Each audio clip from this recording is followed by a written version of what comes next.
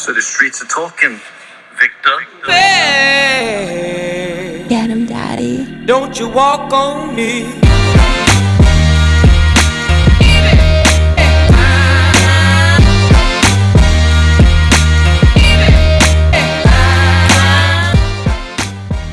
Hello, this is Joe. Hey Joe, how you doing? Good, Victor. How are you, man? Pretty good, pretty good. How's your day been? So far, so good. Yeah, beautiful day here in central Minnesota. How about you? Nice, nice. Yeah, it's been nice. I'm in New York. I actually just moved back up here. I was in Florida for a few years, but it's hard to run the Brooklyn. Oh, right on. It's hard to run the Brooklyn Fishing Club when you're in Jupiter. So, Sure.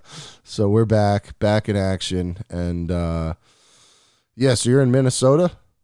Yeah. Nice, nice. How's the weather over there usually in the summer? Pretty hot, or does it stay kind of mild because it's up north?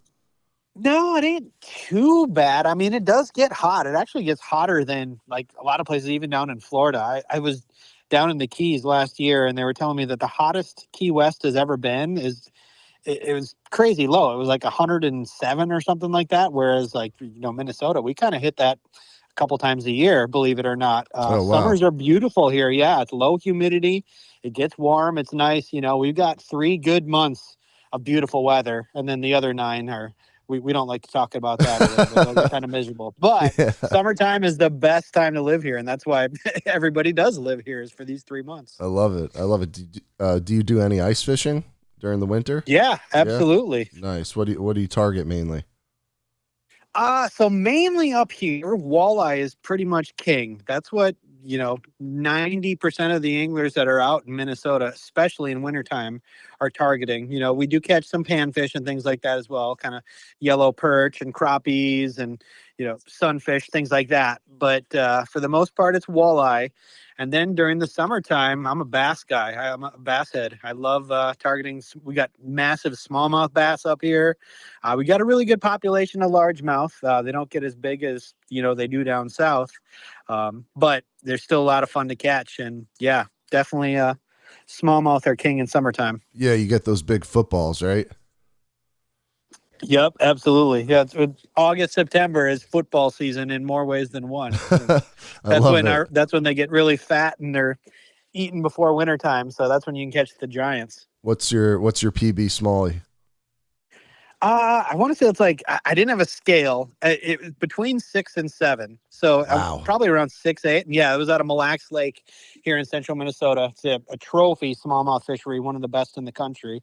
And yeah, me and my buddies took a trip out a couple years ago, and we hammered them. I think we probably caught around 40 or 50 on the day, but my big one that day was over 6, and it was a giant for sure. Yeah, that's a tank. That is an absolute tank. But yes, I really appreciate you calling in, man. I know I had to reschedule that last one, but here we are, and I've got a bunch of questions, and I'm just going to dive right in. So, That sounds great. how did you first get into fishing?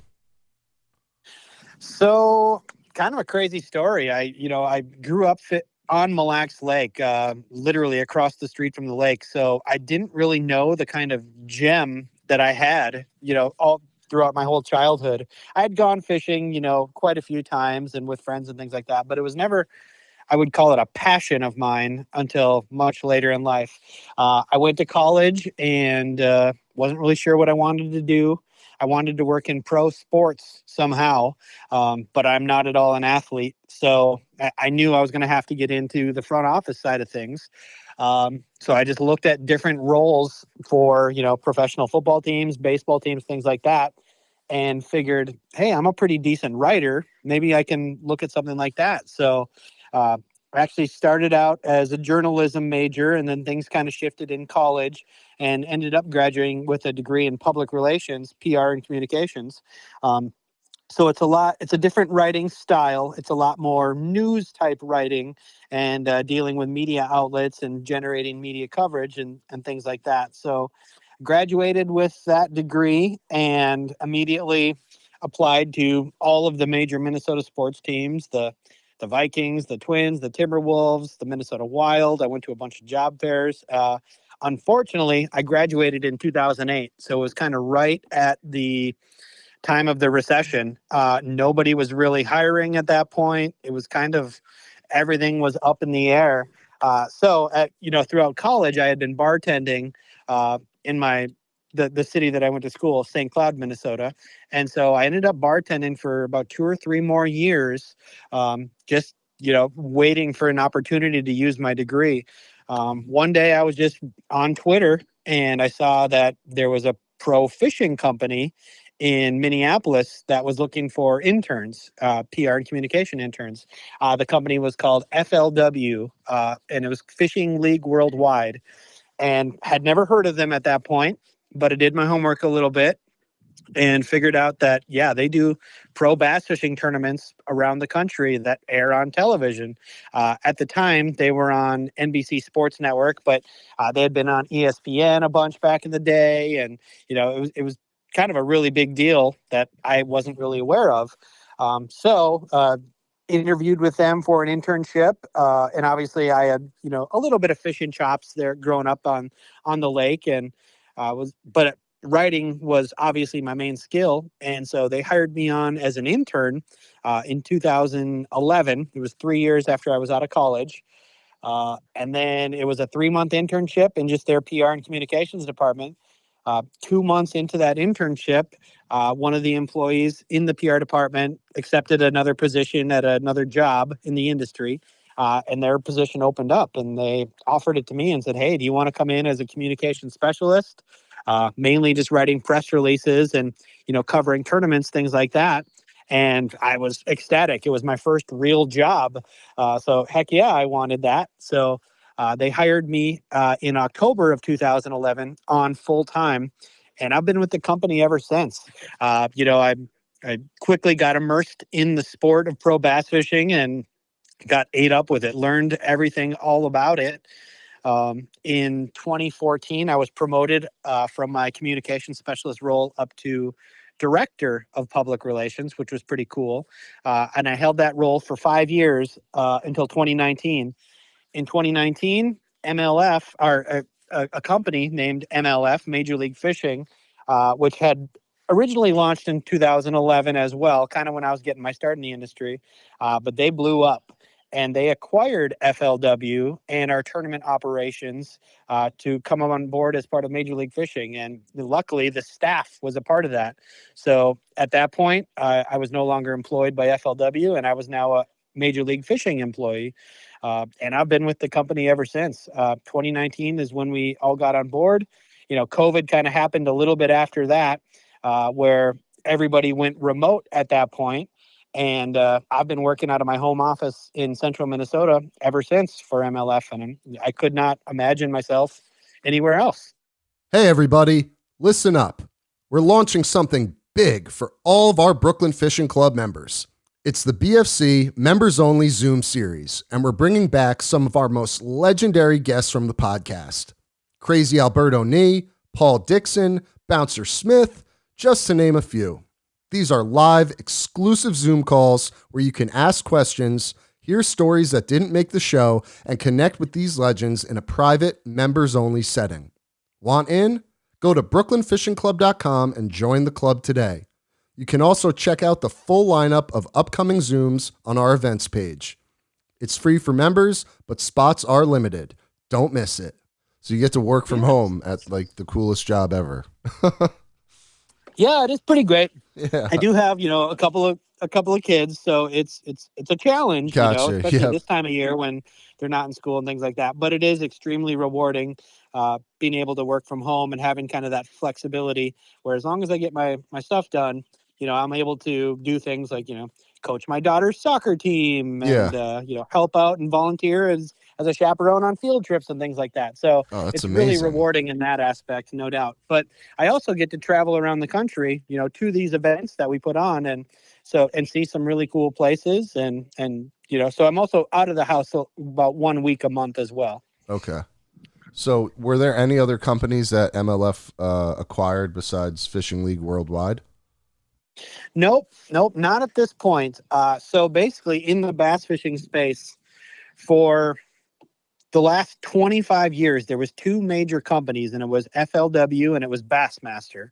And then 2011, a new company started called Major League Fishing.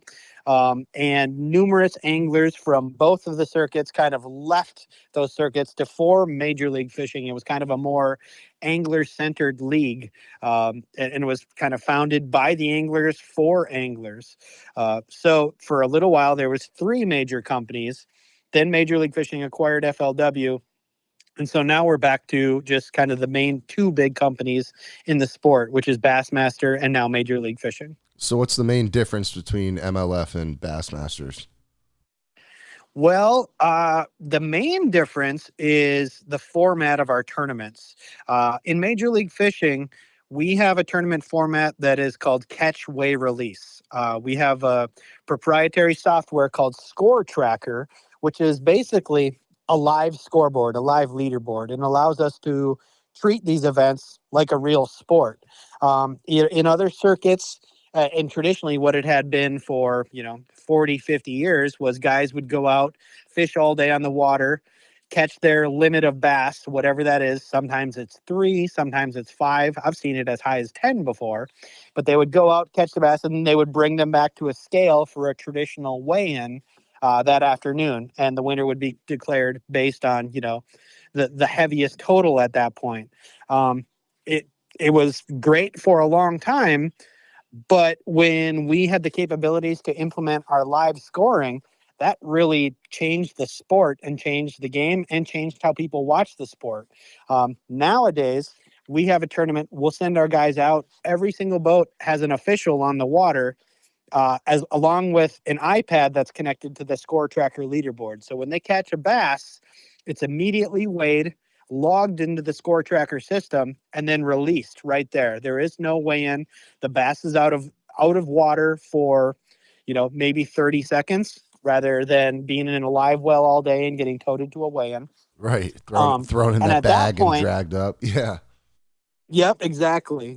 And at that point, with it being logged into the live scoring, we know exactly where everybody's at all times, as far as where they're actually fishing and catching them, but also where they stand as far as the game goes.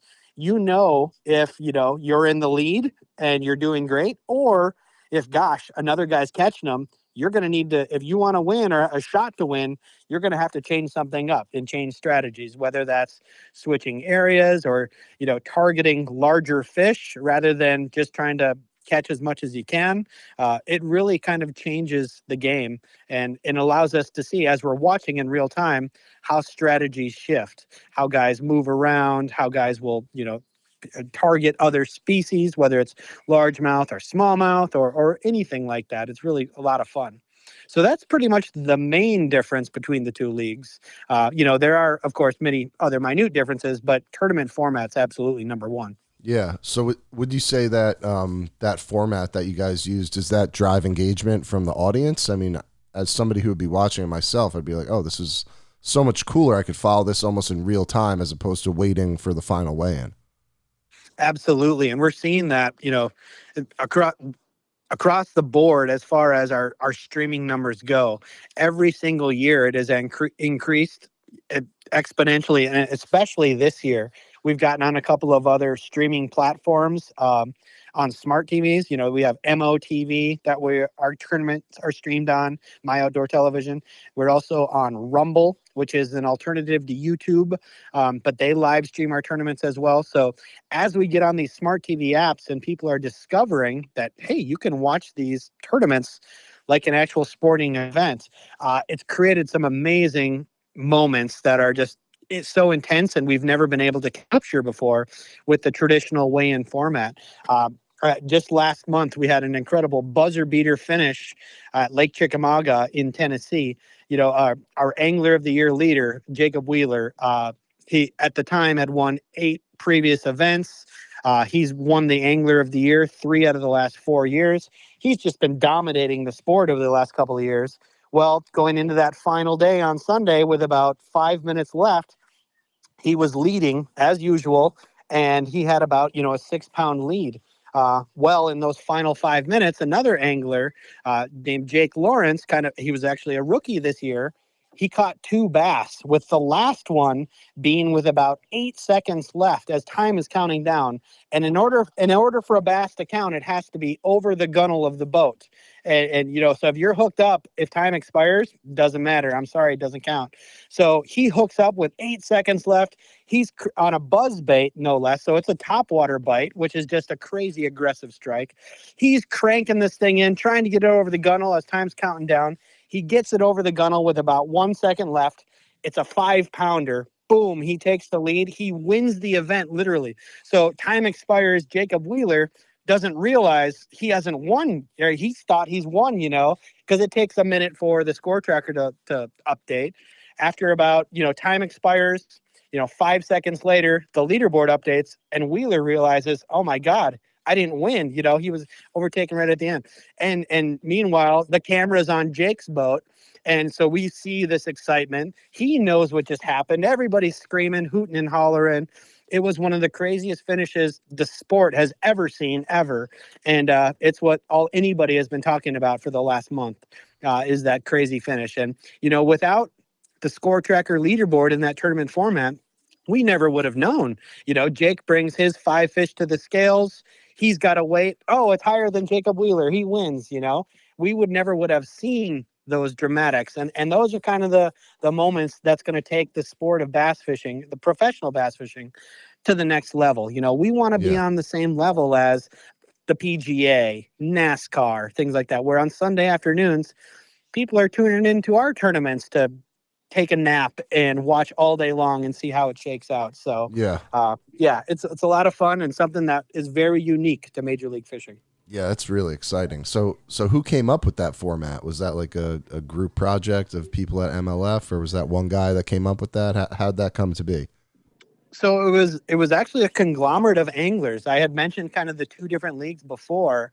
Well, a group of anglers that fished at Bassmaster, and it was Boyd Duckett, Gary Klein, Skeet Reese, Edwin Evers. A couple of guys, had for years talked about, gosh, how do we get live scoring? What can we do to make these more exciting, to get more eyeballs on us? And they had these ideas, and that's when they branched off to form Major League Fishing in this circuit. It took them a couple of years to get going, of course. But then once we launched the Bass Pro Tour, which is that top level, that's when we saw, 80 anglers come over and join in and to fish this new exciting format. So this entire circuit was created by anglers with, anglers and fans in mind on how we can create the most excitement and drama. I love it. Love it. What's your most memorable moment been so far with MLF? Gosh, that's a great question.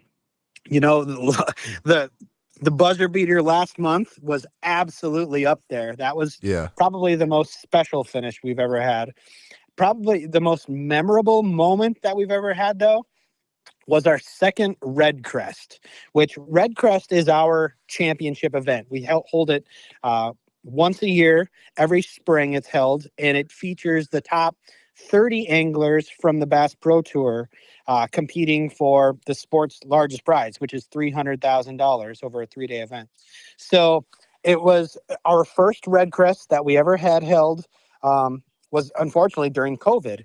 And so we didn't have a huge fanfare. There wasn't a lot of people out there. There wasn't a big outdoor show or anything like that.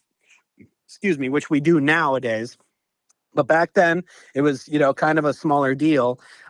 So coming out of COVID that following year in 2022, we were actually able to hold a real championship tournament and invite the fans out and have, it was just a different experience having the fans back again. So we held that event in Tulsa, Oklahoma on Grand Lake. And it was the first real kind of buzzer beater we had. It wasn't as dramatic as the one we saw last week. Um, but it was a similar situation where 3 anglers were all in it right down to the wire.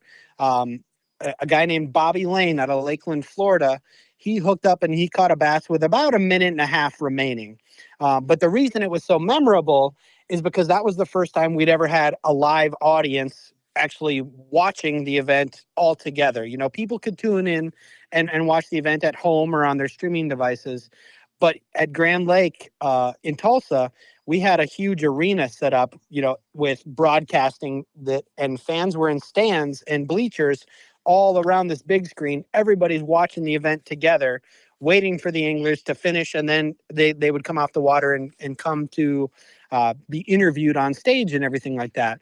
But in the meantime, everybody's watching it. And when Bobby Lane hooked up with about a minute and a half left to go, the place came unglued. It was like anything I'd ever heard before at a bass tournament. Like, people were gasping, cheering, applauding, and it was crazy because we were just watching a television screen at that point. But it was just so new that I'll never forget that moment, of having 3,000 people in attendance standing and applauding what they had just witnessed when they're just watching a TV screen and the anglers are 65 miles away on the water. It was just so unique. Yeah, it sounds like almost like a reaction you would get at like a concert or something, the way they all went nuts. Yeah, absolutely. Yeah. Absolutely it was. Who do you And it was unlike anything we'd ever seen in our sport before. Right. It was a first. Yep. Definitely. And I'm sure you guys are going to be replicating that, right? Or you have since then. Yeah, absolutely. I mean, so since then, Red Crest has gotten bigger and bigger every year. We've got some big plans coming for next year. We haven't announced a location yet, but we're getting really close. But this past year, we were down in Huntsville, Alabama.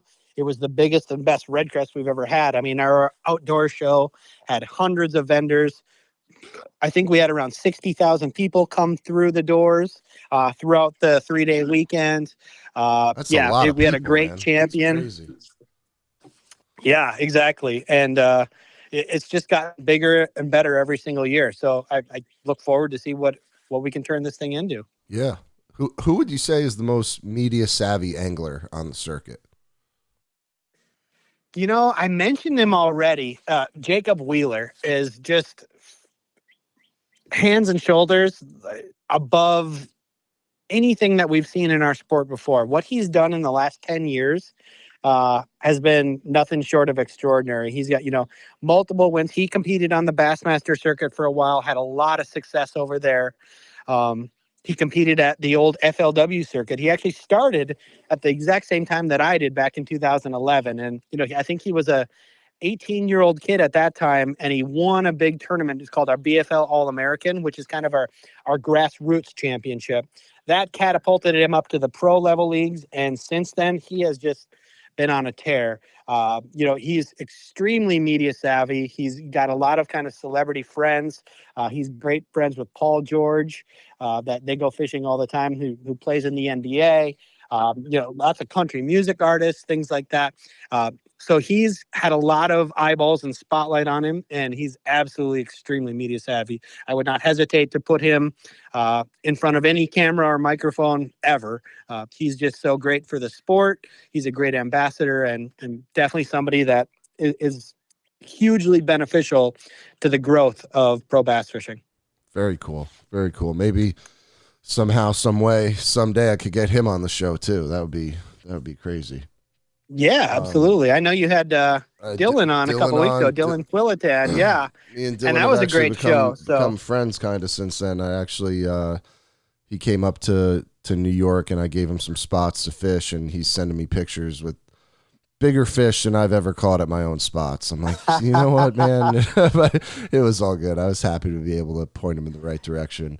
But that's awesome. Yeah, we're really excited about Dylan. He obviously is a very young angler, up and coming, but he is very talented, and he's had a lot of attention on him, especially this year. He's had some real good tournament success, won a couple of our major events. He's won a lot of money, and as a young kid, that gets eyeballs on you. So definitely, the story in the Wall Street Journal about him. Yep. Doing podcasts like yours, he's quickly becoming very media savvy as well, which is awesome. And we expect some big things from Dylan in the coming years, no doubt. Definitely. The Wall Street Journal article was actually written by somebody that's in my fishing club, so that was kind of how I got put onto him. Okay.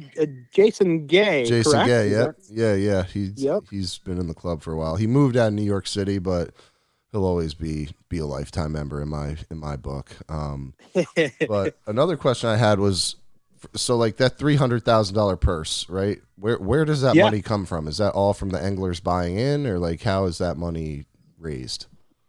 So you mentioned the $300,000 purse. That's actually not the purse. That's actually just the first place winnings. Oh, okay. Everybody that makes that Red Crest tournament, if you qualify, you're getting at least 10 grand. Wow. And so that's on 30th place. So yep, there is quite a bit of Wait, money. I think that's down second to. place gets. Sorry to interrupt you. That's down to 30th place. You could, as long as you place in the top 30, you're walking away with money.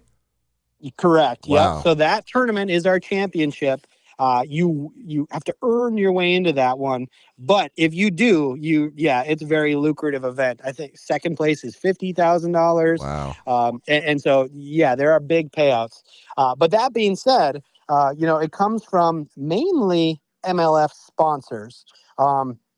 We do have entry fees in our tournaments. So Major League Fishing, we're gonna rewind a little bit. We run 7 different circuits, from high school and college fishing tournaments to 1 day weekend tournaments, which is called our BFL series, and it's basically for the working man and guys that have normal 9 to 5 jobs Monday through Friday, but still love the sport and want to compete in tournaments.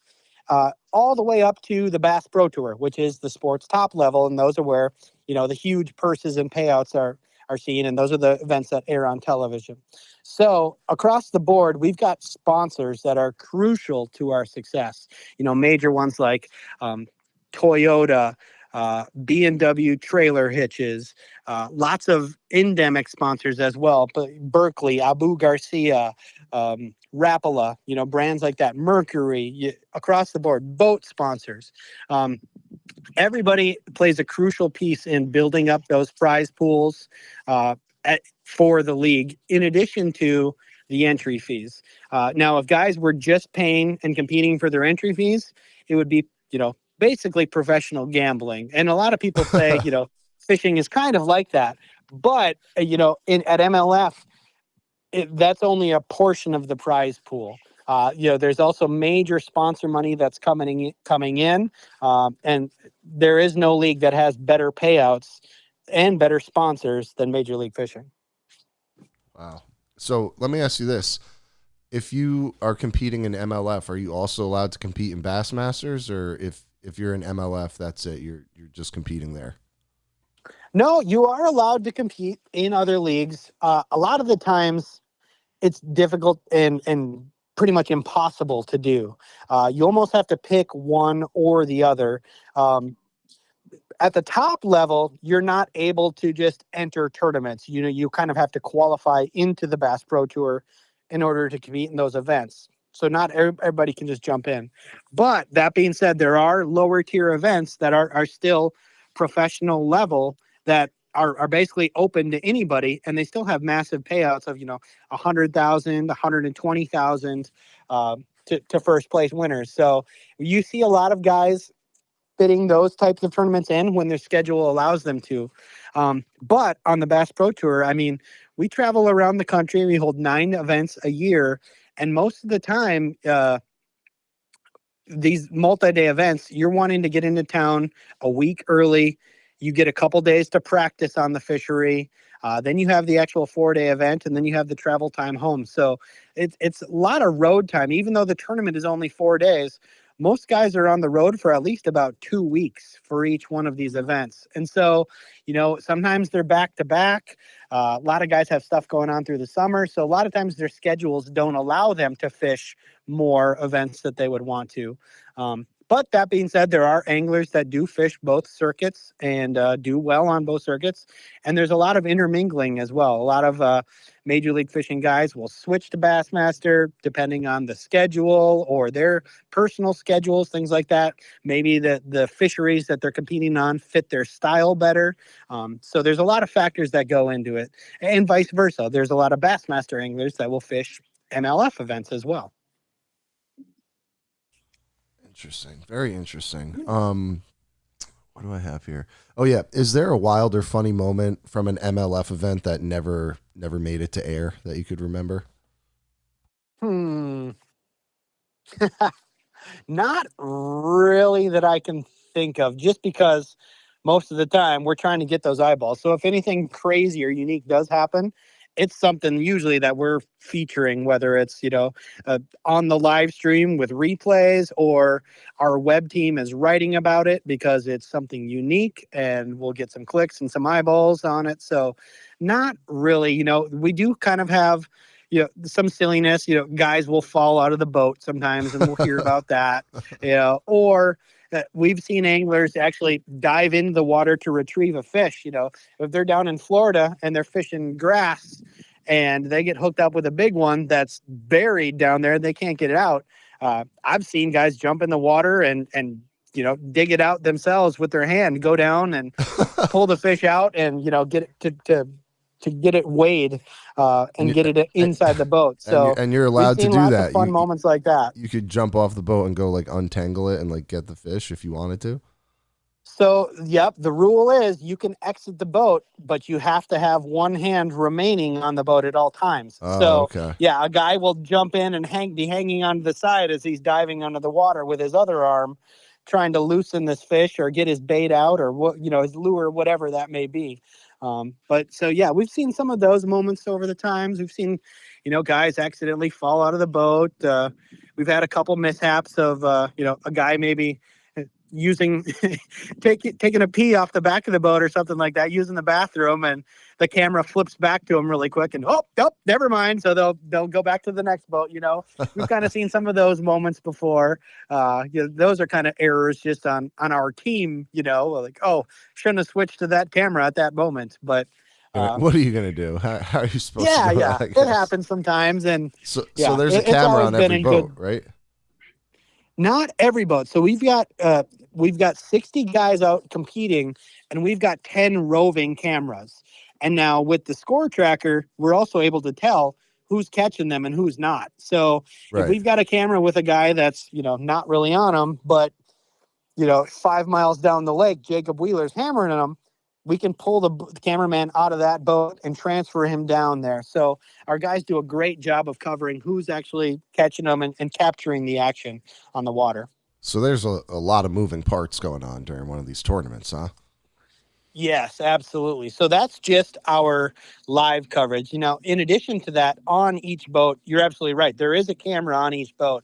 They're required to have, they're called live action cameras, basically like a GoPro. But they're required to have a GoPro hooked up and filming at all times. And that's to capture content if there's anything that crazy that happens when, we don't have a camera there. And it's also to keep everything on the up and up. I mentioned that, that we do have an official on each boat on the Bass Pro Tour. But sometimes, an angler may disagree with an official's ruling, or we may have to go to a replay to look and see, because in Major League Fishing, that's another unique aspect, is we have penalties. If a guy's landing a fish and it hits the boat carpet, that's an automatic 2-pound penalty. That's a fish landing penalty that the referee will assess, and they'll have to immediately stop fishing, no matter what time of day it is. The fish could be busting all around him, but sorry, you've now got a 2-minute penalty and you're going to have to take a seat. And so having those cameras allows us to kind of have a second set of eyes that are on everybody at all times. And are guys allowed to use nets or no? They just have to pull them over and grab them? At the Bass Pro Tour level, they are not allowed to use nets. But at other lower tier levels, like our high school, college, BFL series, they are allowed to use nets for those circuits. But at the Bass Pro Tour, no, you must land the fish, and you must land it cleanly using, only your hands, or, boat flipping it, and you have to do it safely. They can't bounce off the carpet. You can't catch it in between your knees or anything like that. You have to treat the fish as conservation minded as possible. That's great. That's great. What's the biggest fish that's been landed in the history of the MLF? I don't have it in front of me, so I don't know with 100% certainty, but I'm pretty sure it was a 12-pound, 14-ounce largemouth bass. Wow. That Randy Howell caught at our All-Star event called Heavy Hitters. Just like, Major League Baseball has the All-Star game and the NFL has the Pro Bowl, Major League Fishing, we've got our Heavy Hitters event. And what that is, how you qualify into that is the 7 regular season events on the Bass Pro Tour, we take your heaviest bass from each one of those 7 events, and that determines your 7 fish limit. And then from there, the heaviest weights, the 30 guys that have the heaviest weights from those 7 fish qualify for heavy hitters, which is the All-Star event. In that event, it's all about targeting big fish. We have big fish awards of, of, throughout the 4-day tournament. $10,000 on the first 2 days of competition for big bass, $50,000 on day 3, and then on that final day, whoever weighs in the big bass earns $100,000. And that's in addition to whoever wins the tournament and gets $100,000. So we've seen that a few times where a guy catches a big bass, also wins the tournament, and takes home 200 grand. But Wow. I want to say it was 2 years ago. We were down in Louisiana at a fishery called Bussy Break Reservoir. It was one of those little fisheries that we had never heard of before, but somehow got on our scheduler's radar as this trophy fishery. And we went out there and they filmed the television show, and it was amazing. We saw, I want to say it was 3 or 4 over 10 pounds. And the biggest was that 12-14 that Randy Howell caught. And to take home $100,000. It was so much fun and so exciting. That's crazy. That is such a big bass. Oh my God. Yeah, I Yeah, can't even imagine. I can't imagine. Landing that is a prize in itself. Right, But then getting exactly. 100 grand on top of it for landing that fish is pretty special. Doesn't get much better than that, man. It Yeah, definitely absolutely. doesn't. Have you guys ever had to deal with any like cheating or people trying to cheat? Not that I can, recall. There have been some black eyes on the sport in the past. It's been, many, many years since. But I'm sure that you saw the walleye cheating Yep. scandal last Yeah. year in Ohio, and stuff like that. It That was a frustrates me really so bad much look. because Yeah. we worked so hard to maintain the integrity of the sport with the officials and the live scoring and all that. But then, something like that happens, and for months, all I hear from my grandmother, my cousins, are, "Do you know those walleye guys?" And I'm like, "No, Grandma, we don't." Like, that's not our sport. It is our sport, but unfortunately, it gives the entire sport a black eye. Yeah. So when things like that happen, luckily we haven't had any major scandals in Major League Fishing, and I can't see that happening anytime soon. I mean, the way our events are set up with the officials on the boat, the live scoring, the cameras roaming around, you know, to cheat to win a tournament, you would have to have something really set up well, something that you could do and duplicate over 4 days to do it. And when after day 1, you might get away with something. You wouldn't get away with something, but if you did, by day 2, you would have a camera in your boat all day, Yeah. and all the eyeballs would be on you, and you wouldn't be able to do the same thing. And at Right. that point, oh my gosh, what happened? This guy weighed, 30 Yeah. pounds yesterday, and now he's only got 12. What's going on? So I don't think it could happen in Major League Fishing at this point. Not to say somebody couldn't figure something out.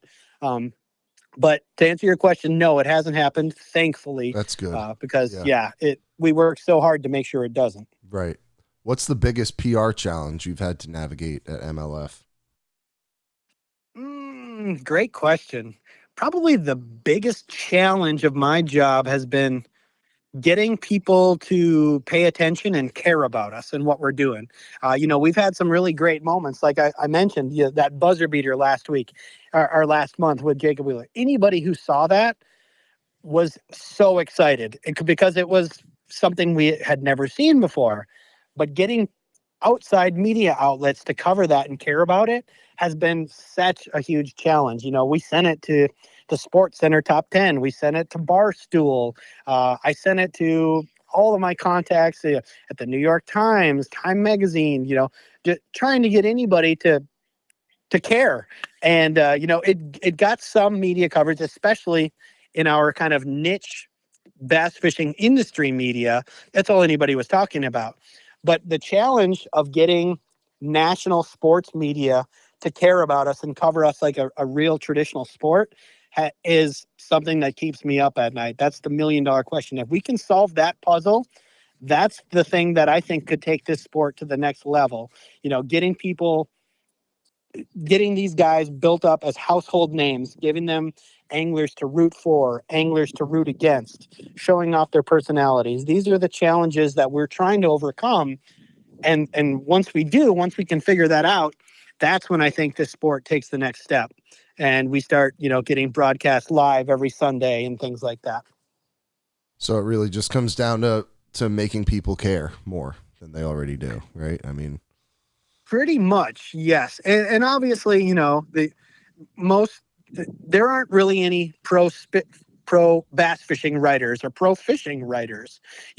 All these guys have different beats. Even Jason, who wrote that great story with the Wall Street Journal, fishing is a very, very small portion of his beat, even though he's a great angler and loves it. yeah. And so, yeah, just getting mainstream media to cover us is the challenge. And, it's something that I work on every day.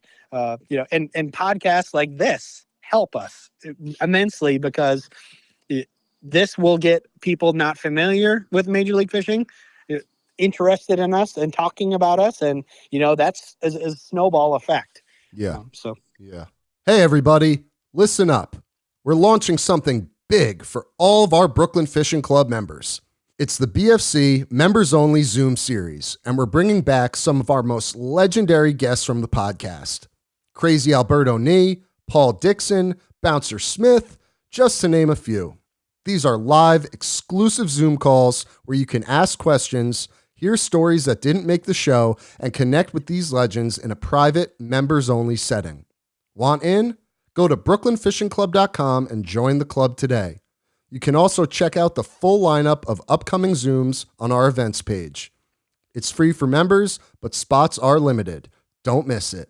I mean, it's only a matter of time though, right? I mean, if you just keep doing what you're doing and you guys keep putting good content out and everything, I mean, it's got to just be a matter of time. I think so, especially with, the excitement of the score tracker. And as the technology gets better and people can start competing in those type of tournaments on their own, which is coming soon, by the way, where guys, will be able to have live leaderboard scoring, and it will truly change the sport of fishing. I think weigh-ins will eventually be a thing of the past, or it'll be a nostalgic type event where, it's kind of a one-off for the year rather than being the standard. As that happens, with Major League Fishing being the leader, hopefully it all snowballs and, we get the eyeballs and we become the go-to for the entire sport. Right. Would you say that the eyeballs from the younger audience are more important than the older? Because my next question was going to be, what are some ways that MLF is trying to reach new or younger audiences? Sure. So I would say those eyeballs are as important. And the reason being that they're as important is because they're the future consumers. The most important eyeballs, the ones that are going to get us the most sponsors and the most are the, people, the fans that can afford to buy the product. So they're going to go out and buy a Phoenix bass boat with a Mercury outboard, and they're going to buy a Toyota truck to pull these.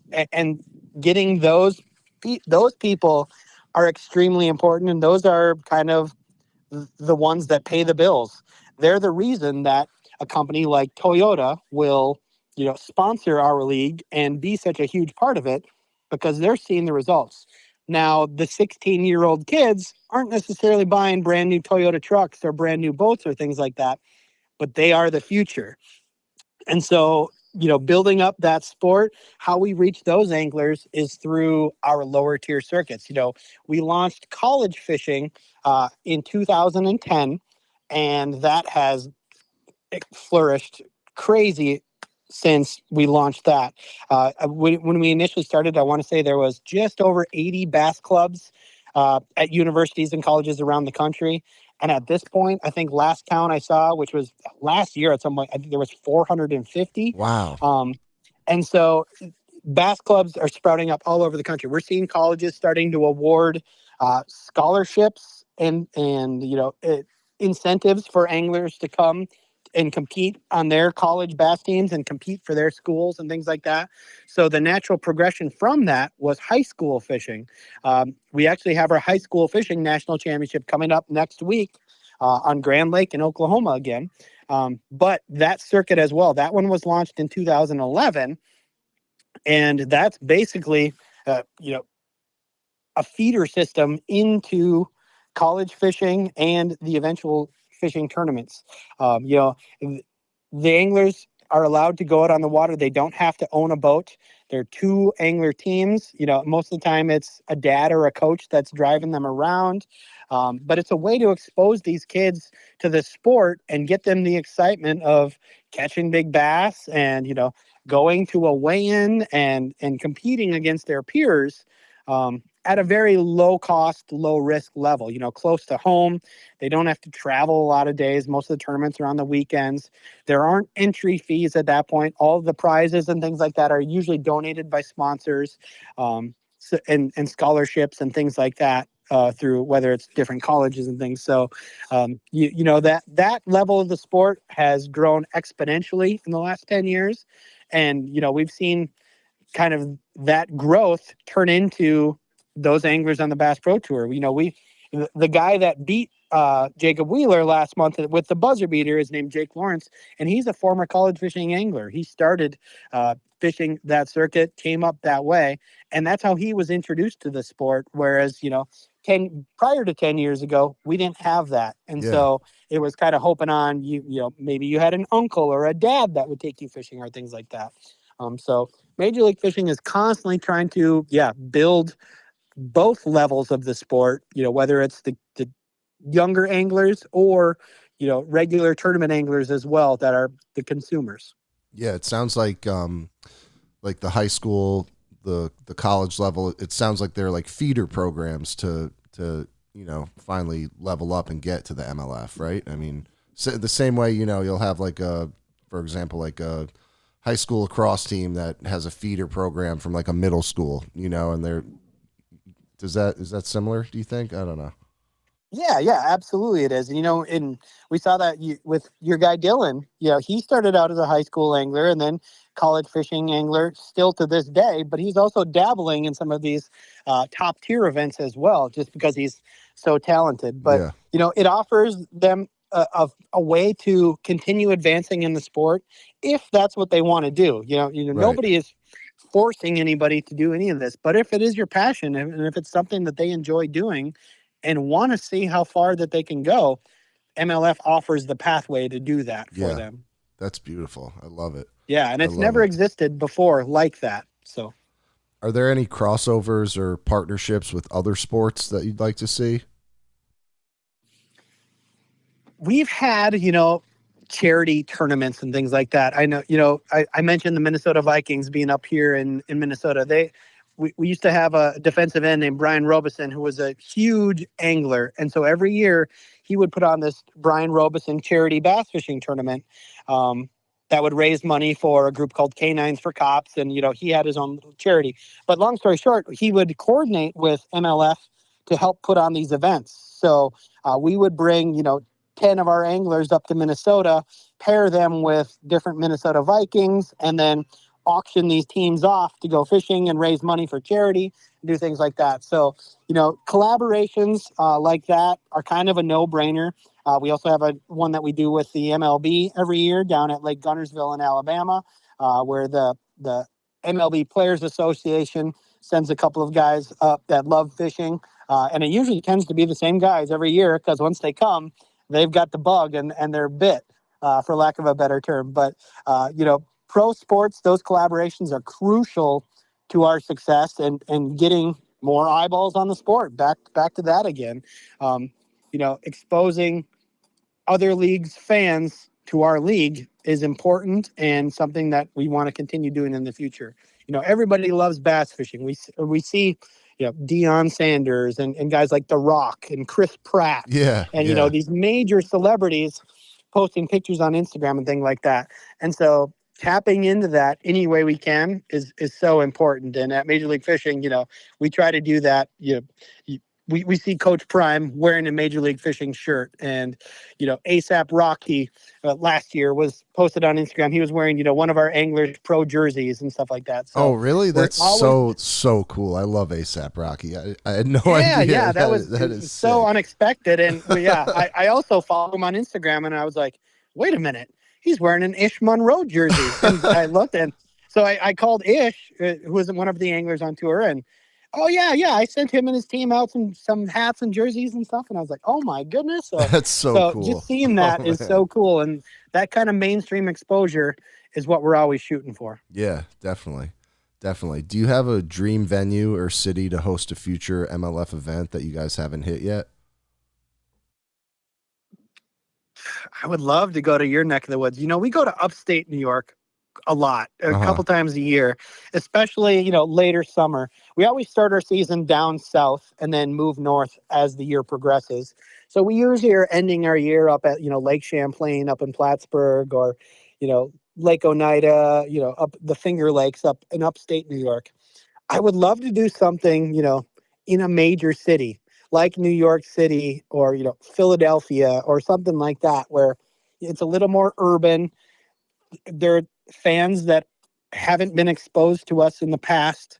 And, it's kind of just a new, exciting way of doing it. That would probably be my bucket list. Another one would be going out west. Most of our pro bass fishing tournaments are, down south. They start in Florida, Texas, Louisiana, and we'll work our way north. But the western half of the country, they don't really get a lot of major events. I would love to go to California, to Clear Lake, or the California Delta out there with the Bass Pro Tour, and hold a major event out there and just expose these fans to what we do and the excitement surrounding our tournaments. Those would probably be my bucket list venues or places we haven't been to in the past. Yeah, there's definitely some really good bass fishing in California for sure. I went out there and I fished Lake Casitas. You ever heard of that lake? Sure, Yeah, absolutely. that was, man, what a beautiful lake. Also a tough lake to fish. I just had a guide that I fished with there, Fred Clinshaw, who runs charters over there. But that would be a really cool lake for you guys to check out. Definitely. Absolutely. We've got quite a few pros that are from out there, whether it's, Casitas or Clear Lake or the Delta, they typically will leave their boats back east somewhere, and they'll fly back and forth when it's time for an event. Just because to travel out west with your rig, with your boat and your truck and all your gear and stuff, it's quite a commitment. And so, like I said, normally a guy's on the road for 2 weeks. If we were to go out to California and everybody was driving, it would extend all of that, and it would, be much more expensive and things like that. And so those are kind of some of the reasons why we haven't done it yet. But that being said, it would not at all shock me if within the next couple of years, you do see that happening. We're continuing to expand. We're continuing to go to these new venues. And at some point we're going to have to go west, and appease those fans. So Yeah, hopefully it could be Casitas, hopefully Clear Lake, but yeah, they grow them big out there for sure. California definitely, has giants. definitely, and they're all obsessed with throwing giant swim baits. That's their big thing. Throwing like Yep, a foot long like trout swim bait, which I think is super cool. I find that a very cool way to target them. definitely. Yeah. So if someone wanted to work in fishing media or tournament fishing or even work for the MLF, what advice would you give them? Great question. Gosh, I mean, there's so many different ways you could go about it. Number one, I would say follow your passion and your strengths. For me, my passion was writing. I'm a really good writer.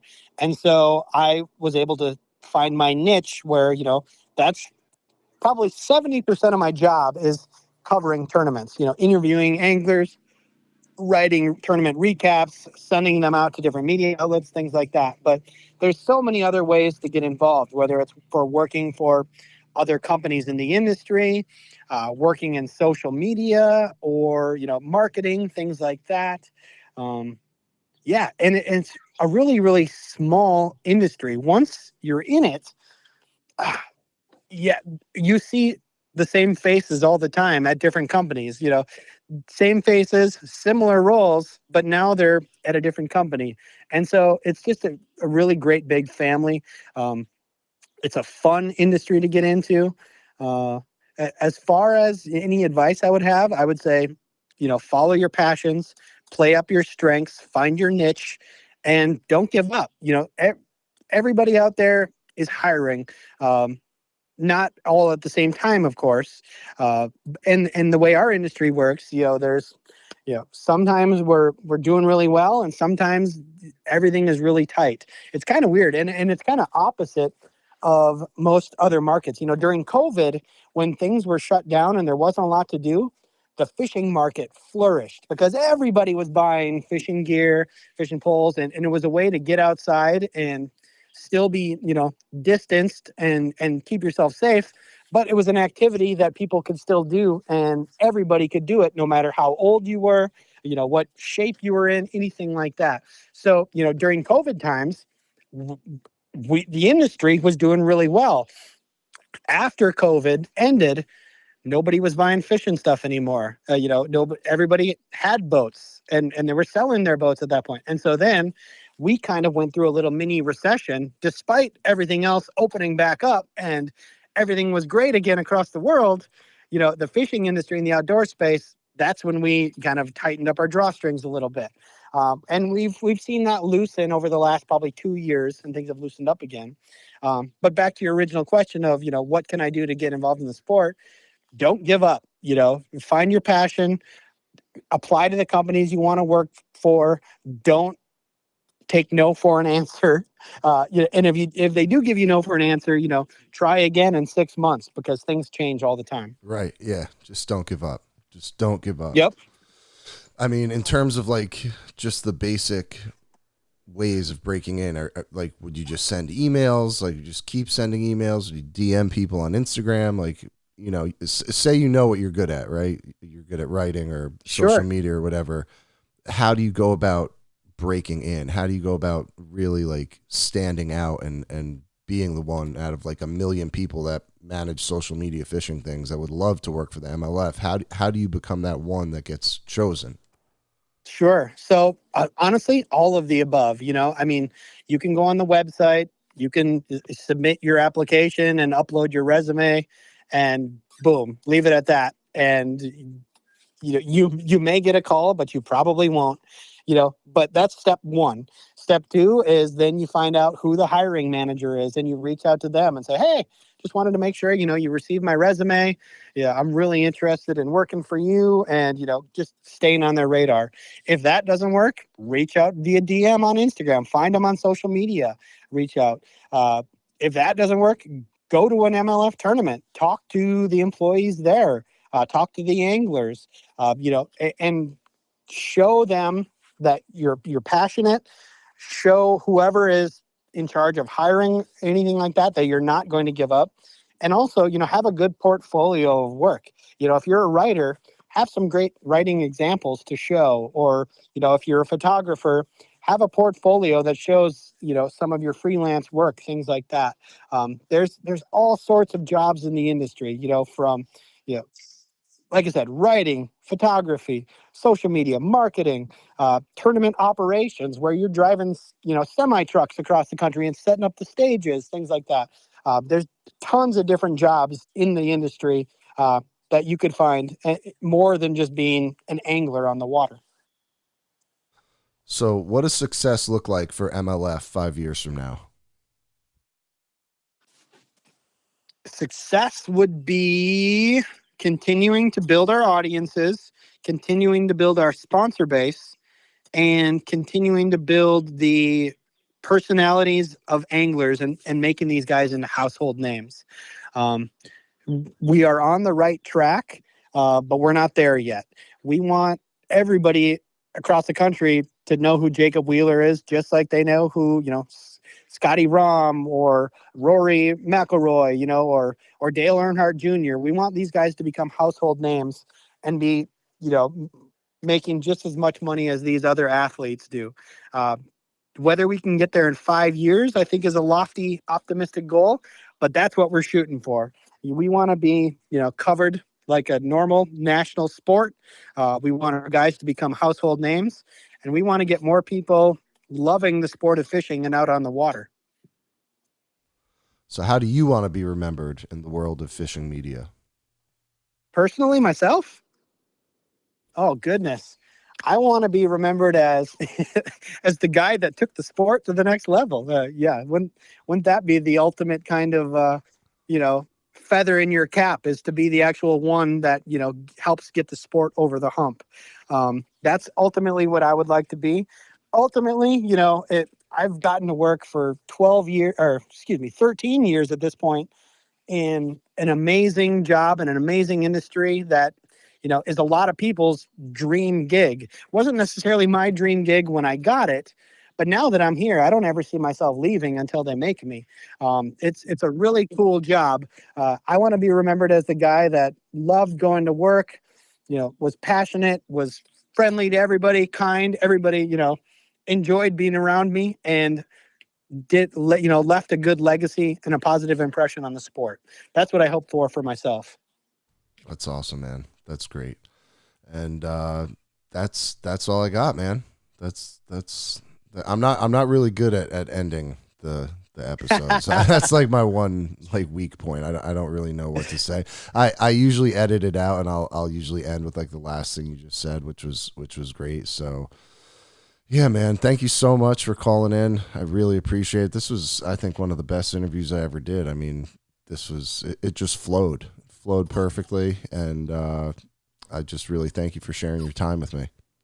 Right on, brother. Yeah, I agree. I can't believe it's been an hour already. It feels like it's been about 10 minutes. So, I know. Super, yeah.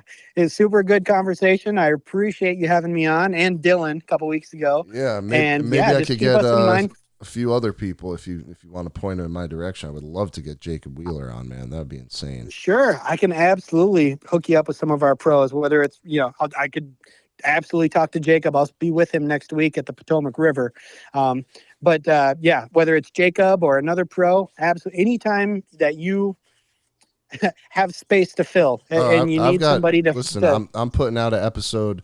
I took a little break from it. Had kind of a rough year in my personal life in 2024, but I got everything straightened out, and I'm back to putting out an episode every Sunday. I'm gonna put out a podcast episode every Sunday till I'm dead. So, I'm always looking for people to interview, and I'm always open to new guests. So awesome. Well, we appreciate that. I will definitely keep you in mind when we've got some cool shit to talk about. Yeah, and we'll give you the heads up there.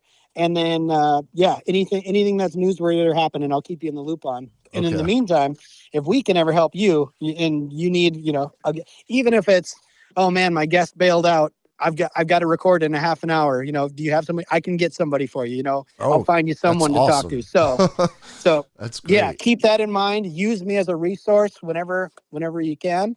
And I look forward to working with you for a long time to come, brother. Definitely. Me too, Joe. Thanks a lot, man.